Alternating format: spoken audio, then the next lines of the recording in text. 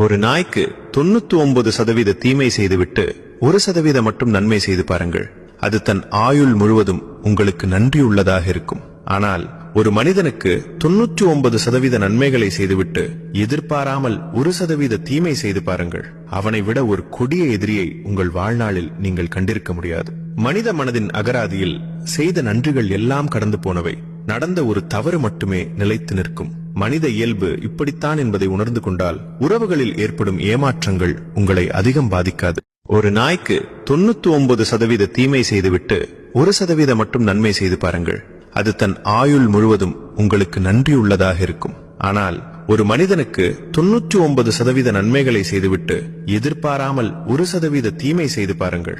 அவனை விட ஒரு கொடிய எதிரியை உங்கள் வாழ்நாளில் நீங்கள் கண்டிருக்க முடியாது.